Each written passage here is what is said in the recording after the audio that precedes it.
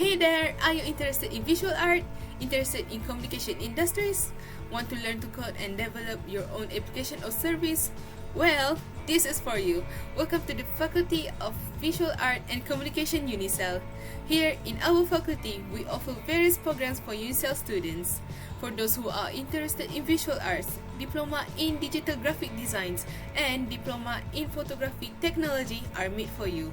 In these programs, you are placed under the Visual Art Department, where you are able to express your creativity through art and photography, respectively.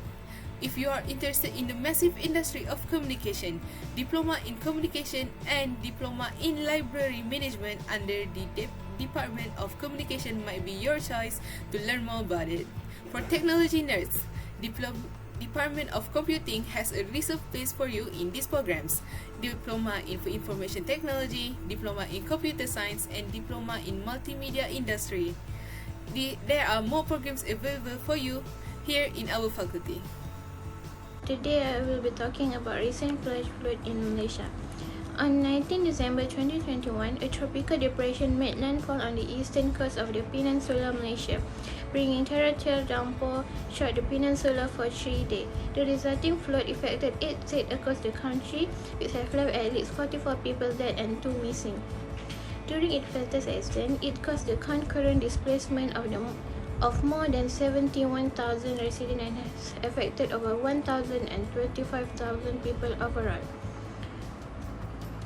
Declared by government officials as a once-in-a-century disaster, it is the worst flood in the country in terms of displaced residents since the 214-215 Malaysian flood.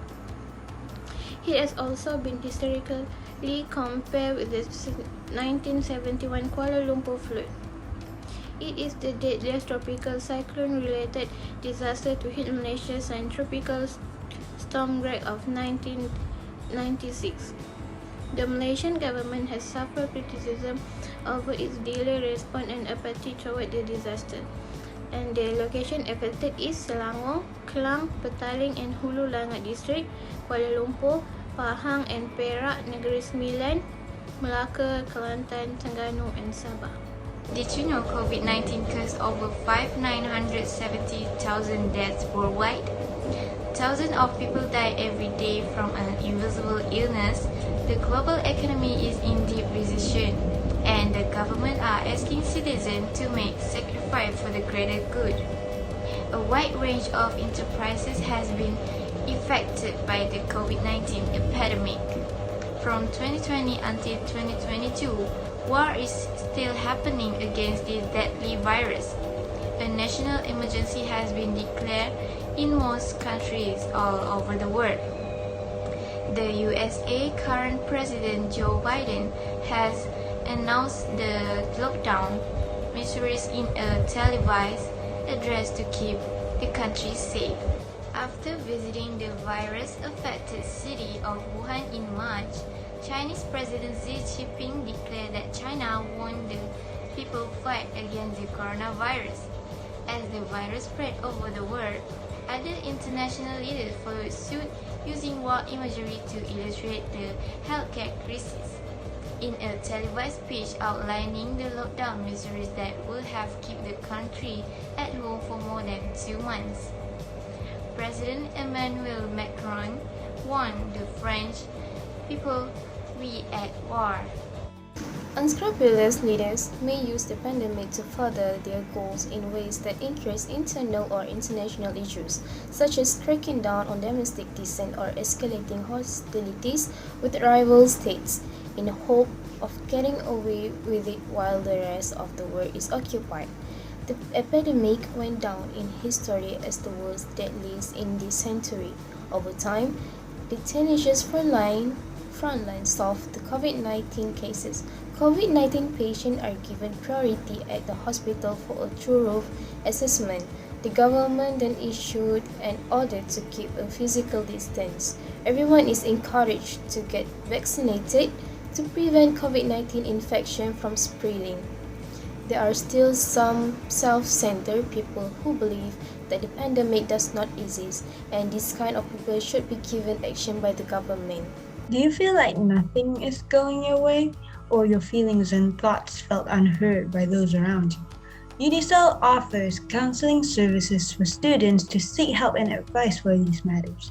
Some of the counseling services provided for students are general counseling and academic counseling services. General counseling is a consultation session for general things like issues. It does not have a specific focal point or focus for anything in particular unless said otherwise by the students. Academic counseling services, on the other hand, is for consultation on any areas of academic achievement, career, and social or emotional development. For both counseling types available or listed, you can book an appointment by calling 03-3280536.